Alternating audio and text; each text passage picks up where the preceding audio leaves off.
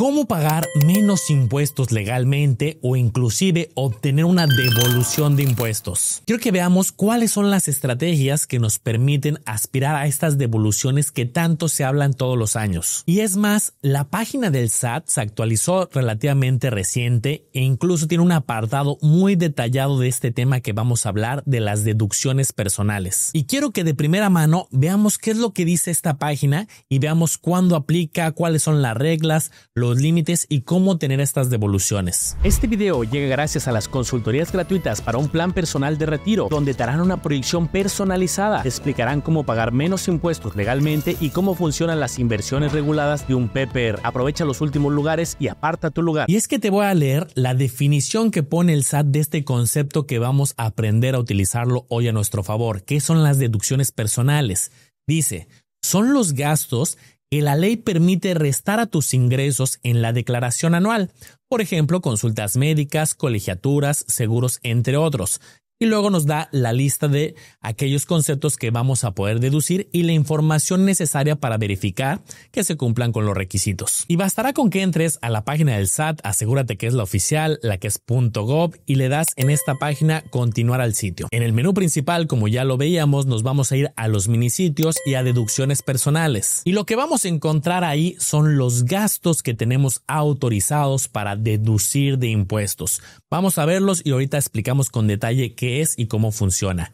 Gastos médicos y hospitalarios, prima por seguro de gastos médicos, colegiaturas, transporte escolar, aportaciones complementarias para el retiro, depósitos en cuentas personales especiales para el ahorro, créditos hipotecarios, gastos funerarios y donativos. Este listado es muy importante y aquí viene la reflexión. ¿Hay alguno de estos gastos que ya estés realizando actualmente o bien que tenga sentido para ti realizar a futuro? ¿Quieres invertir para tu retiro?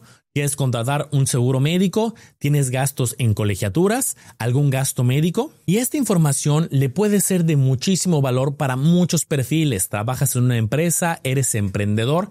Vamos a ver el listado específico que nos dan en la página del SAT de a quienes le aplica. Aquí está el listado de a quienes les puede aplicar esta ventaja. Personas que estén bajo el esquema de sueldos y salarios, actividades empresariales y profesionales, plataformas tecnológicas, arrendamiento, que ganen por intereses, dividendos, los demás ingresos, premios, enajenación de bienes y adquisición de bienes. Prácticamente a la gran mayoría de regímenes fiscales. A quien no le aplica también lo especifican en la página del SAT. Aquí en la parte inferior, en este mismo apartado, lo especifica. No pueden aplicar las deducciones personales quienes perciben ingresos provenientes del régimen simplificado de confianza RECICO, y también nos detalla algunos otros casos particulares. Entonces, si tú estás en el régimen del SAT exclusivamente de RECICO, esta estrategia no te va a aplicar a ti, al menos para este año. Y a ver, antes de adentrarnos en cada una de las estrategias, al principio de este video yo te hablaba de este concepto de deducciones personales, que es lo que vamos a revisar, y hablábamos de restar a nuestros ingresos para fines de la declaración. Te explico cómo funciona. En México, como en muchos otros países, entre más ganas tienes una tasa mayor de impuestos. Para el caso de personas físicas, la tasa mayor puede llegar a ser hasta un 35%. Y hay estas tablas que tienen rangos dependiendo en qué parte del rango estés en tus ingresos, va cambiando la tasa. Por ejemplo, si alguien gana 145,000 pesos, cae justamente en este rango de aquí, que aplica el 16%.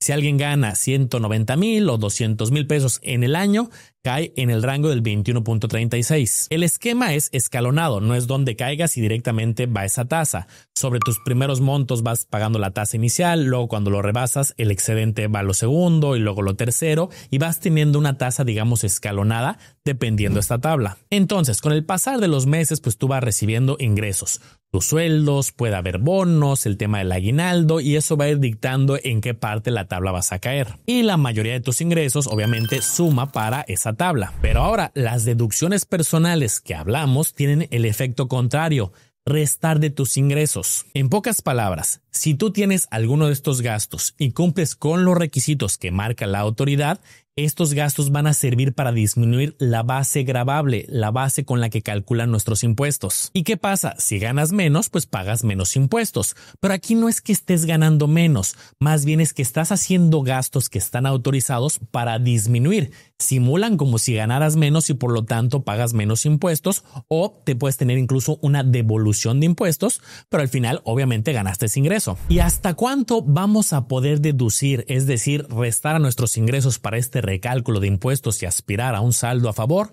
Hasta 206,367.60 en 2025 o el 15% de los ingresos anuales. Aquí es donde tienes que empezar a hacer estrategias. Es el dato que resulte menor de entre estos dos. Por ejemplo, una persona que en el acumulado de todo el año gane $1,000,000, una cantidad interesante, el menor sería el 15%, es decir, podría deducir hasta $150,000. Una persona que tuviera ingresos muy elevados, vamos a suponer $5 millones, ya no le aplica el 15, le aplica el tope que es fijo de $206,000. Entonces, una primera tarea para esta estrategia es que calcules ahí en casa cuánto es lo que ganas en el acumulado anual. 200,000, 300,000, 500,000 y veas que es menor, si este 15% o los 206,000 aproximados. Ahora, también nos dice el mismo SAT, ojo, hay algunos conceptos específicos que tienen reglas particulares, como las aportaciones para el retiro, eso es aparte. Ahora, algo que es fundamental para poder comprobarle al SAT que realizaste este gasto, porque se lo tienes que demostrar, es cumplir con los requisitos. Varios de estos gastos, el mecanismo para comprobarlo es que pidas una factura. Ves que cuando realizas un pago muchas veces te preguntan, ¿vas a querer una factura? Les tienes que decir que sí para estos conceptos, tiene que venir correctamente tu RFC y el pago se debe realizar vía transferencia electrónica, tarjeta de crédito, de débito o con cheque, que no aparece en este listado efectivo. Entonces ya sabes, tuviste un gasto médico, pide tu factura. Pagaste una prima de seguro de gastos médicos mayores, pídele a la aseguradora tu factura, colegiaturas. Algunos de estos conceptos son con instituciones financieras. Vamos a ver algunos particulares. Por ejemplo, aportaciones complementarias para el retiro lo abres con una institución financiera. Los depósitos en cuentas personales especiales también. Los créditos hipotecarios con un banco o con el Infonavit. En ese caso, las mismas instituciones financieras te van a entregar un documento que te sirve justo como respaldo ante el SAT. Por ejemplo, en la institución financiera donde tengo contratado mi plan de retiro, en la página ya tengo un menú para descargar mis constancias de retención de ISRs asociadas a mi plan. Y quiero contarte a cuáles de estos gastos yo le he sacado provecho para pagar menos impuestos y obtener estas devoluciones todos los años. Hay algunos que no he utilizado y algunos sí, te cuento mi experiencia. Afortunadamente, en gastos médicos y hospitalarios no he tenido que recurrir a ello, pero bueno, es un concepto importante porque esto puede desbalancear las finanzas personales. Y aquí te dice todo lo que incluye, relacionados con atención médica, desde consultas, medicamentos hasta hospitalizaciones y cirugías. Incluye honorarios médicos, análisis de laboratorio, estudios de imagen, medicamentos recetados durante la hospitalización y gastos de hospitalización como quirófano, anestesia, recuperación, entre otros. Y prácticamente nos ponen un listado bastante amplio. Aquí te lo dejo, le puedes poner pausa para que lo veas con calma, lo puedes consultar directamente en la página. Y ojo que también nos dicen, estos gastos también pueden ser deducibles cuando sean para tu cónyuge o persona con quien vives en concubinato, padres, abuelos, hijos y nietos, mientras no perciban ingresos iguales o mayores a $41,274 en el ejercicio. El que sí llegué a utilizar durante varios años fueron los lentes ópticos graduados, aunque estos tienen un límite de $2,500 en el ejercicio. Ahorita ya no utilizo lentes. Quien sigue el canal desde hace tiempo sabe que antes usaba estos lentes y los metía como deducibles. Ahorita ya no los utilizo. Uno que llevo muchos años deduciendo de impuestos son las primas por seguros de gastos médicos mayores. Son estos seguros que contratas con las aseguradoras, no son baratos, dependiendo tu seguro de gastos médicos mayores, tu edad y tus condiciones personales, puede costar $20,000, $30,000, $50,000 o más. Pero protege algo muy importante, la salud. En caso de alguna enfermedad, algún accidente, entra el seguro, si se paga deducible, se paga un coaseguro, ya lo hemos explicado en otros videos. ¿Y qué pasa? Pues delegas ese riesgo, este costo a la aseguradora. Pero se lo reporto al SAT cada año, con eso recalculan mis impuestos y puedo aspirar a una devolución. Luego tenemos el concepto de colegiaturas. Recuerda que deben ser instituciones con validez oficial y tienen montos muy específicos dependiendo el nivel. también nos mencionan que hay conceptos como inscripción, reinscripción, apoyos económicos donde no entran. Estos son hasta nivel bachillerato desde preescolar y los niveles oscilan entre 14,200 hasta 24,500 dependiendo el grado escolar. Y como te puedes dar cuenta en la parte superior especifican que esto es por cada alumna o alumno. Colegiaturas en lo personal no aplicado en mi caso, pero uno que sí utilizo cada año, de hecho es el que más provecho yo le saco, son las aportaciones complementarias para el retiro. Aquí nos menciona el SAT que hay dos estrategias particulares que podemos aprovechar. ¿Qué nos dicen? Puedes deducir las aportaciones complementarias de retiro y aportaciones voluntarias realizadas directamente a la subcuenta del Afore o cuentas de los planes personales de retiro. Es decir, aquí entramos ya en materia de inversiones y hay de dos caminos, o Afores o PPRs. Y existe un listado amplio de instituciones financieras que manejan este tipo de productos, los PPRs. Aquí vemos algunos nombres como Banorte, Allianz, AXA, Inbursa, Invex, Santander, veo por ahí MetLife, Mapfre, HSBC, Banamex y bueno, está un listado bastante amplio. En este caso hay un requisito muy importante que nos pide el SAT para poder hacer deducible nuestra inversión, que ese monto que estamos invirtiendo se lo reportemos al SAT y reduzca nuestra base fiscal y podamos aspirar a una devolución de impuestos, y es que ese dinero lo utilicemos para nuestro retiro. Por eso nos pone también esta condición de que debe utilizarse cuando el titular llegue a la edad de 65 años. Aquí una ventaja es que puedes hacer deducible esta inversión todos los años. Yo llevo muchos años deduciendo, entonces año tras año voy invirtiendo para mi retiro, voy buscando mejorar el monto que tengo para el futuro. Sé que no voy a utilizar este dinero en el corto plazo, es para el Manolo del futuro de los 65 años, pero al final voy deduciendo impuestos, se los reporto al SAT y busco tener estas devoluciones. Algo que es muy bueno, y esto lo hacen también para incentivar el ahorro, la inversión a largo plazo, es que aquí el monto a deducir es independiente del 15% que veíamos anteriormente. ¿Cuánto podemos deducir de impuestos? Dice, el monto de aportaciones que puedes deducir en tu declaración es el que resulte menor entre el 10% de tus ingresos anuales o también el límite de 206,367 pesos aproximados. ¿Qué quiere decir esto? Que tenemos dos bolsas para deducir impuestos.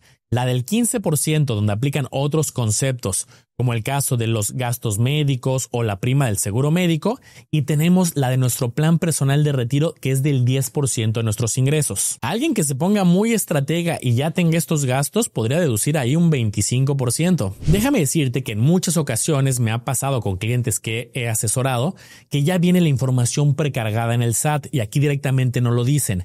Las facturas que solicitas se cargan automáticamente al sistema y aparecen en tu listado al realizar tu declaración anual. En caso de que no aparezcan en el sistema, debes de cargarlas manualmente. Yo te enseñaba que en mi portal de cliente que tengo en mi plan personal de retiro, ahí puedo descargar las constancias. El mes de febrero de cada año aparecen estas constancias actualizadas para que yo la pueda cargar en la declaración anual del mes de abril. Ahí, como ya te lo he dicho transparente en otros videos, aún estamos a tiempo y si tú estás interesado, puedes tener una consultoría gratuita con el equipo para un plan personal de retiro PPR regulado en instituciones financieras también reguladas como las que en el listado. Aún estamos a tiempo para abrirlo este mes, que ingrese dinero y lo puedas aprovechar en la próxima declaración, pero aquí el foco no es aprovecharlo una única declaración, sino que ya sea una estrategia recurrente. Hay una segunda estrategia que también tiene que ver con inversiones, que son los depósitos en cuentas personales especiales para el ahorro. También te podríamos apoyar en abrir una de estas cuentas, pero te soy honesto, a mí me gustan más las otras que acabo de explicar, que claro, falta mucha explicación y para eso son las consultorías personales. También tengo algunos otros materiales donde lo comentamos con detalle, pero esta es una segunda estrategia de inversión. Este tipo de cuenta también sirve para el retiro. También nos van a pedir que retiremos los recursos después de los 65 años. Y el SAT también lo especifica. También son estrategias para el retiro, para la jubilación. Y ojo, aquí podemos deducir, y también esto es aparte, otros 152,000 pesos. Prácticamente tenemos entonces tres bolsas para deducir. La del 15%, la del 10% del PPR y una de 152,000 pesos como máximo de las cuentas especiales para el ahorro. Y aquí probablemente te estás preguntando, oye, entonces, ¿cuál es la diferencia diferencia entre estas dos. Veíamos el plan personal de retiro y la cuenta personal especial para el ahorro. Y justo nos la ponen separadas y ya vimos que las reglas son diferentes. Aquí está la del 10% y aquí está la de 152,000. En el plan personal de retiro puedes aspirar a tus devoluciones cada año. Así me ha pasado a mí, me hacen mi devolución en el mes de abril, a más tardar en el mes de mayo, llega dinero directamente a mi cuenta. Y en pocas palabras, ese dinero ya es mío. Yo ya decido qué hacer, si me lo gasto, si lo invierto en alguna otra cosa. Y en las cuentas personales donde se tiene otro monto para poder deducir,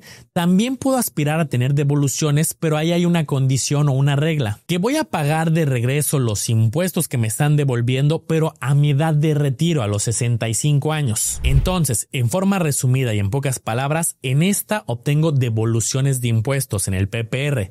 Y en la del depósito de cuentas personales especiales estoy difiriendo los impuestos, es decir, los voy a pagar a futuro. Por eso la más popular es la del PPR, Plan Personal de Retiro, porque ahí no tienes que pagar impuestos necesariamente a los 65 años. De hecho, hay reglas donde puedes sacar los recursos más el rendimiento que hayas acumulado en todos los años exento de impuestos. Todo eso se platica en las consultorías gratuitas que tenemos. Y tenemos estos últimos 3 conceptos. El que yo también he llegado a aprovechar es el de los créditos hipotecarios. Una ventaja es que aplica tanto para créditos del sistema financiero, es decir, de los bancos, también del Infonavit o del Fobiste. Este concepto sí entra dentro de la regla del 15% de los ingresos anuales o el tope de las sumas, que estas sumas van incrementando cada año. Este monto de 206,000, cuando lo hemos visto, va incrementando anualmente. Y te das cuenta que en muchos conceptos que pueden ser deducibles te van a decir lo mismo.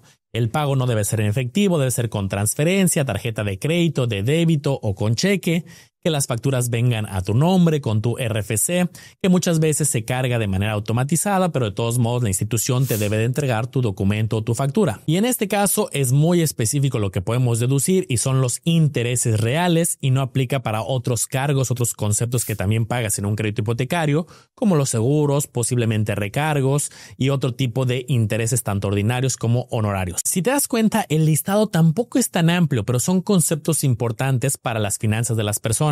Y es que date cuenta, son cosas relacionadas a la salud, a la educación, a las finanzas personales, a comprarte una casa. En pocas palabras, conceptos que la misma autoridad está interesada en que las personas tengan. Y vaya tema más importante, ya de por sí pagas impuestos por tu trabajo, por tu emprendimiento, qué mejor que hagas estrategias legales incentivadas por la misma autoridad para pagar menos impuestos o inclusive aspirar a una posible devolución de impuestos. Me encantaría leerte en los comentarios cuál de estas has utilizado tú, si ya tienes un plan personal de retiro, si vas a pedir una consultoría con el equipo, si has hecho alguna combinación. Te quiero leer en los comentarios para ver qué estrategias estás utilizando tú. No olvides apoyar con tu manita arriba y nos vemos en el próximo video para seguir haciendo grandes las letras chiquitas de las finanzas. Espero te haya gustado este review informativo. Recuerda analizar y comparar muy bien porque tú serás el único responsable de tomar una decisión bien fundamentada.